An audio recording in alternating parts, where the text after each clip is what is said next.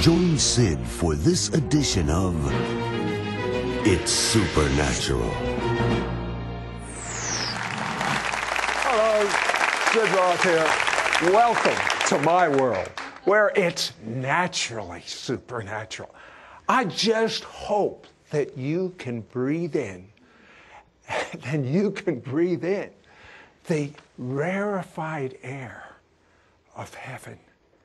Because wherever that air is, there's healing. It's a river. And there is a river in this studio. I know that your whole paradigm for end times is about to be turned upside down. Why? Because you have been instructed man's opinion from the West, his understanding of end-time Bible prophecy. What if you looked through the lens from the East, where the Bible was originally written? You would have an entirely different end-time perspective. But here is the thing I want to caution you, and I want to warn you. Study the scriptures, show yourself approved, and think for yourself. Amen. Yes. I can't wait for you to hear this interview.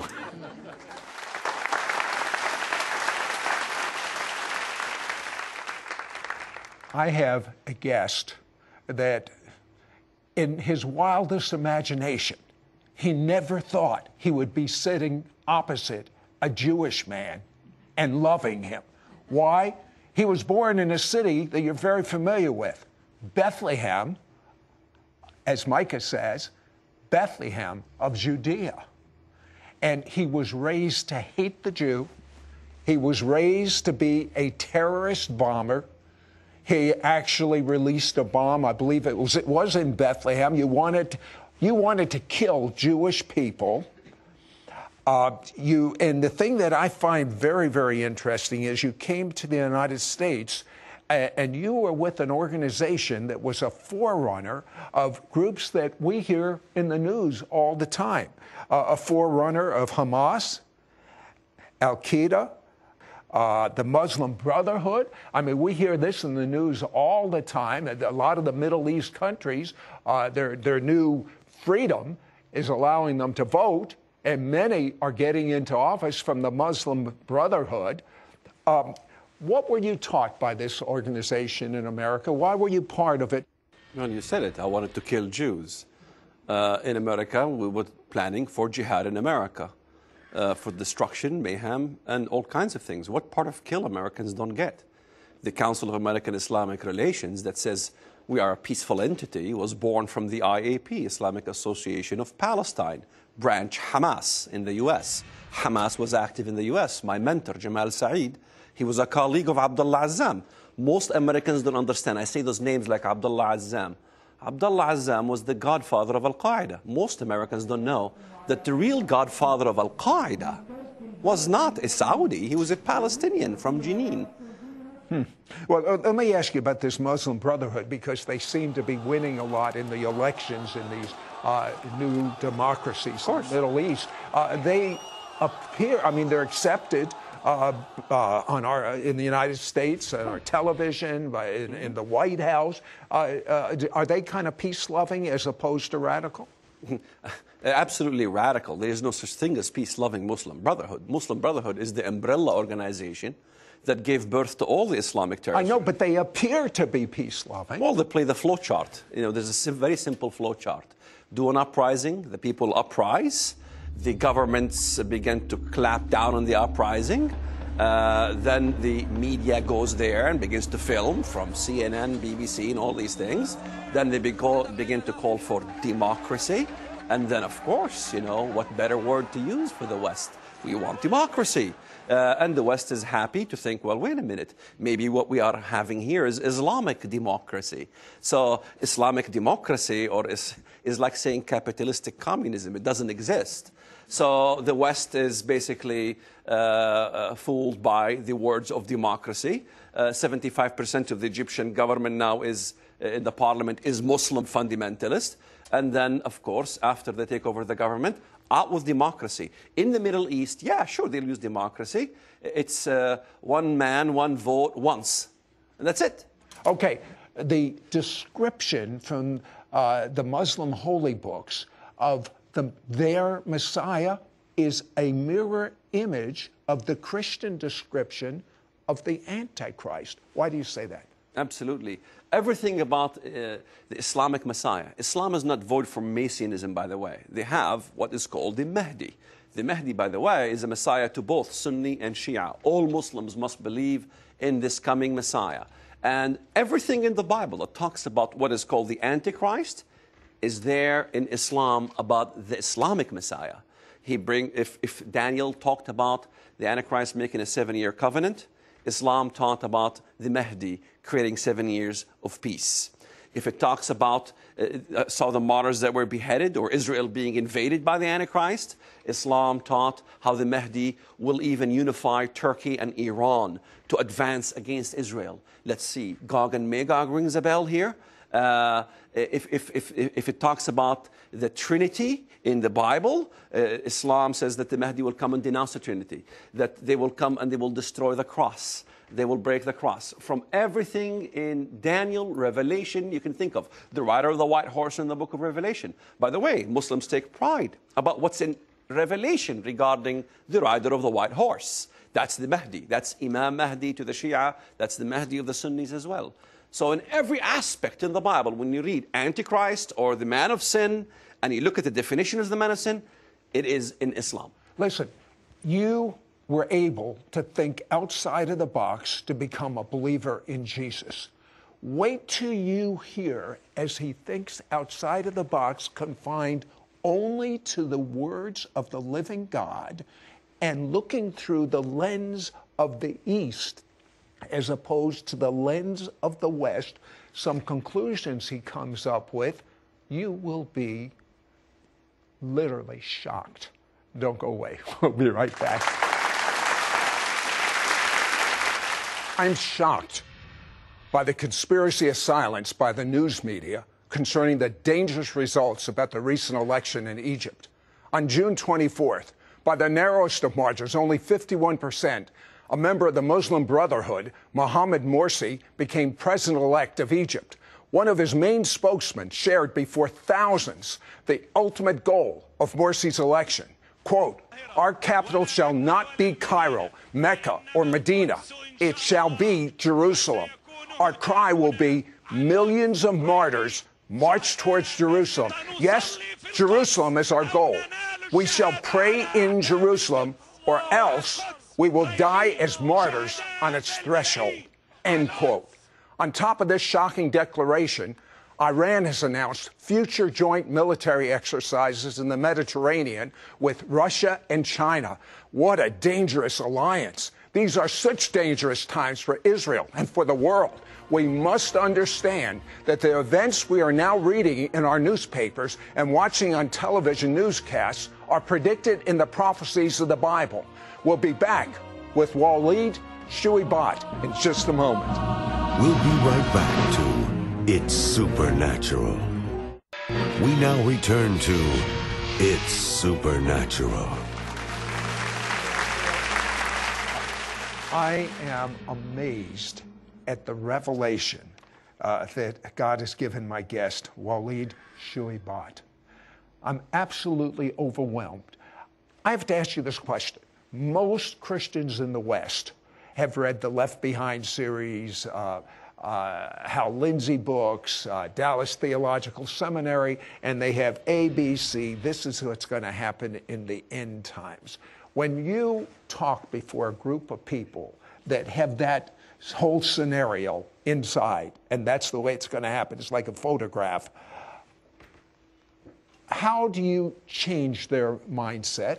It means, I go to bookstores galore. I go to the airport all the time, and I see all the books, you know, fiction, fiction, fiction, fiction, fiction, fiction, fiction, fiction, fiction, fiction, as long as your eye can see. Then you have history and some, you know, but it's fiction. I mean, even everybody knows Hal Lindsey would know, Tim LaHaye would know this is fiction. It's Christian fiction. The Christian fiction becomes the issue.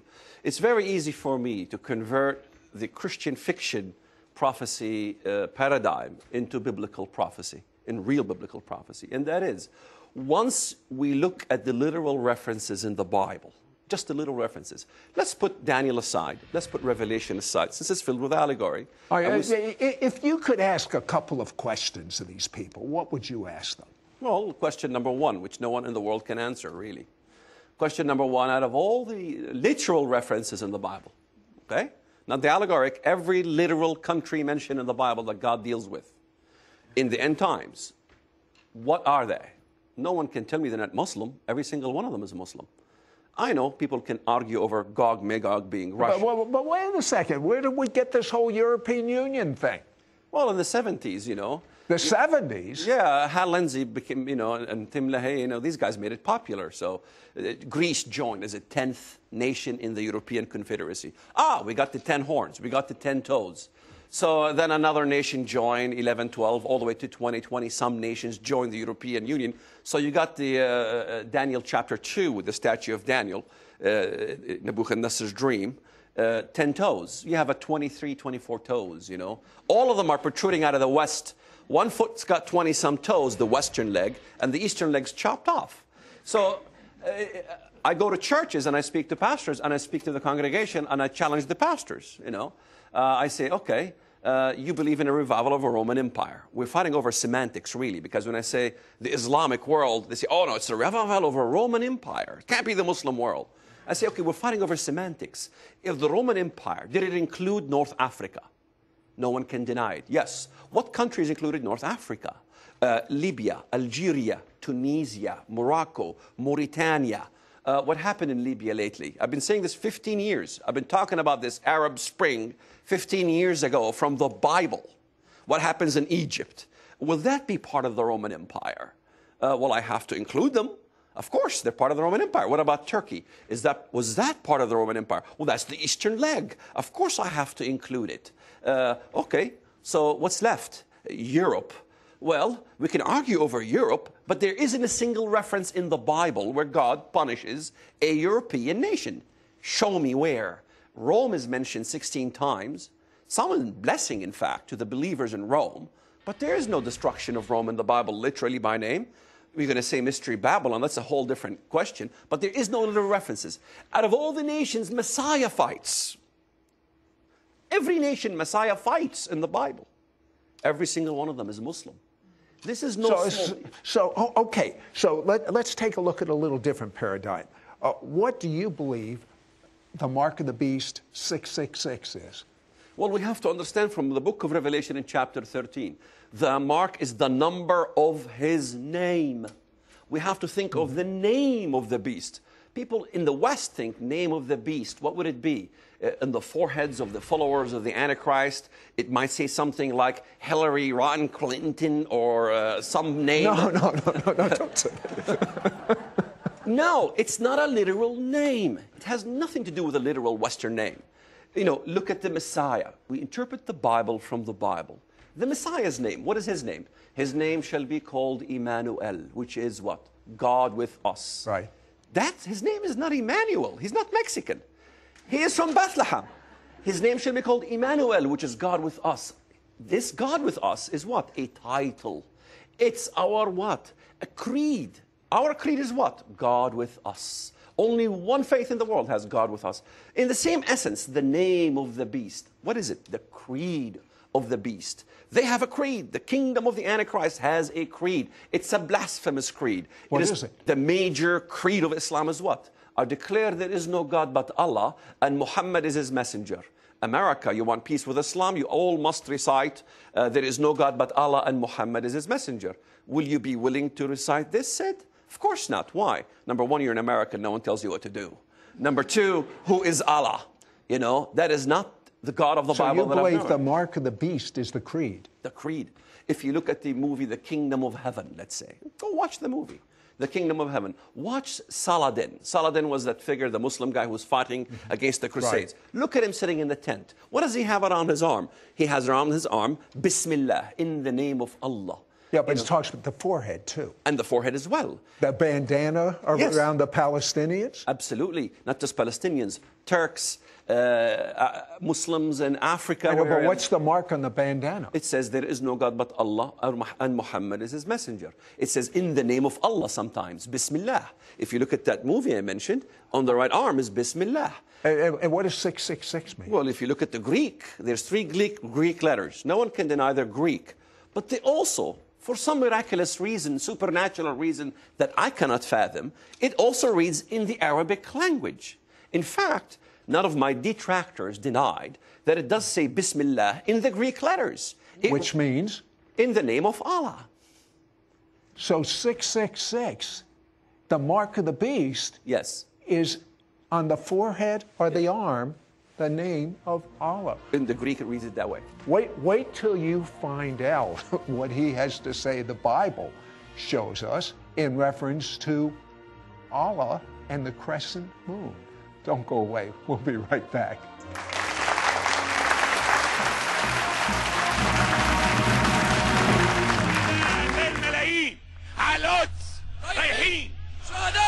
ونقولها من هنا من المحلة من قلب الدلتا سنصلي في القدس أو ننال الشهادة على أعداء. Waleed Shuaibat is an ex-Muslim terrorist who reveals the end-time scenario being played out right now in the Middle East, with Egypt electing a radical Muslim as president, whose followers proclaim a new United States of Islam will be in the Middle East, and says that their capital will be Jerusalem. We'll be right back to It's Supernatural. We now return to It's Supernatural. Hello, Sid Roth here, and I'm with Waleed Shuaibat, and he told me things that I've never heard before, such as, tell me the correlation between Allah and the crescent moon. When most Westerners read Isaiah 14, where it talks about Lucifer, they look at the English translation, Lucifer. You know, I go to the Hebrew. The Hebrew says, Hilal bin Sahar. How art fallen from heaven, O Hilal bin Sahar. Hilal is the word for brightness, and it's also the Aramaic, Hebraic, Arabic word for crescent moon.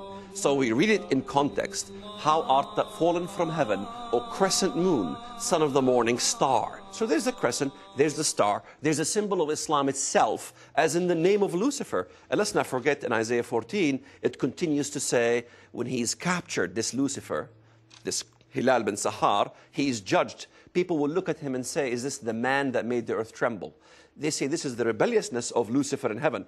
When did Lucifer become a man? The anti-Messiah, the Antichrist. No question. Okay, what about Allah? What are the various names for Allah? What is he called in the Quran? He's called many names. Some are beautiful. Tell me a few of the names that we're interested in right now. The interesting names of Allah is Khairul Makirin.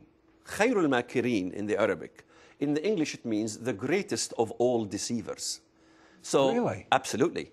In fact, there are prayers in Islam of having Allah give you the gift of cunningness. So, some of the names of Allah in the Quran is also Al-Mutakabbir, the most proud one. So this is what I'm trying to say. So who's going to be the Antichrist? You mean his name? His name, or where will he Everyone be from? who tried to figure out his name was wrong. For sure. So I think I know which country he comes from. Which country? He comes from the country of Turkey, no question. Well, that begs the question. We are taught that the Antichrist is going to rule the world. You say different. No, he can't rule the world, because if you look at several places in the Bible, he fights against other nations. In Daniel 11, Daniel 11 gives us the best description of the Antichrist. He declares war on the what? The strongest of all fortresses. Well, the strongest fortresses or the strongest military might in the world is not the Antichrist, it's someone else. In fact, most Westerners hardly, if ever, Study how the Antichrist falls. When you ask a typical Western Christian, how is Antichrist destroyed in the end? Well, Jesus breathes on him, and that's it. Right. Well, there's more to it than that. That's the command, by the way, of battle that the Messiah orders. But the destruction of the Antichrist is in Ezekiel 28. He's, number one there, the Prince of Lebanon, the Prince of Tyre. His destruction in verses 8, 9, you can continue on. It says that God will raise nations, and those nations are the most terrible of the nations, militarily, and they will destroy him, and they will throw him into the pit. In Micah 5, God raises 7 shepherds and 8 principal men to fight against him. Who are these 7 shepherds and 8 principal men? Well, no one knows them yet, but they are definitely mentioned in the Bible. Let's not forget, even the Antichrist has basically 7 horns. 10, 3 plucked out of the root, what remains? 7. So you have 7 good leaders versus 7 evil ones. 7 will stand with God. 7 will be against God. So in this essence, Micah chapter 5 is a mystery to people today, but it is 7 nations that God will raise. They will rule the most powerful nations militarily in the world. And let me maybe suggest, how about America? While many people think America is doomed. Yeah, is America going to survive? I believe so. It is such an unedifying message when I hear America is doomed, America is finished. We've been through depression before. We've been through all kinds of things before. All right, just briefly, because I want to know the answers to these. Is oil mentioned in the Bible? Absolutely. How can anyone deny Isaiah chapter 34, in which God destroys Edom? Let's not forget. What is Edom?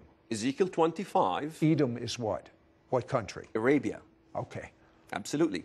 And, because Ezekiel 25 tells us Edom is from Teman to Dedan. These are biblical cities that are in Arabia. And then in Isaiah 34, it says about this place in Arabia, it becomes what? A burning pitch. It will burn forever and ever. Arabia will burn literally. It will be destroyed. Even the Bible tells us what nation destroys Arabia. What nation? Iran. Iran, yes. Yeah, that's kind of making sense now. Yeah, in Isaiah 21. Isaiah 21, you look at the reference. Babylon is fallen, is fallen. That should ring a bell. That's the same reference in Revelation 14, Revelation 18 regarding Mystery Babylon. Who destroys it? Arise, O Elam. And, what's going to happen to Iran? Iran will eventually be destroyed. What's going to happen to Egypt? Egypt, the Messiah is going to come down and fight for the believers in Egypt. There will be persecution of the believers in Egypt. Christians here in America. They already have persecution. No, I am talking in Egypt. No, I am talking about major persecution. I am talking about persecution like what happened with the Jewish people in Auschwitz. I'm talking about major massacres in Egypt. I'm talking about crucifixion, amputations. In fact, how many Americans are aware one of the bills they're trying to pass in Egypt, in the parliament, is what is called hiraba. Look it up. Look up my name and look up what I talk about it. The idea of passing laws on crucifixion and amputating of the right hand and the left foot. You know what the most important thing is? I believe that you're going to hear revelation about end times that you have never, ever even thought about. It's never even been addressed. But what is more important than what the order of events will be is where are you going and whether you have intimacy with God right now. And the way you have intimacy with God is if someone was to die for your sins. Jesus already did it. Believe the blood of Jesus washes away your sins. And with your mouth say, Jesus, you are my Lord.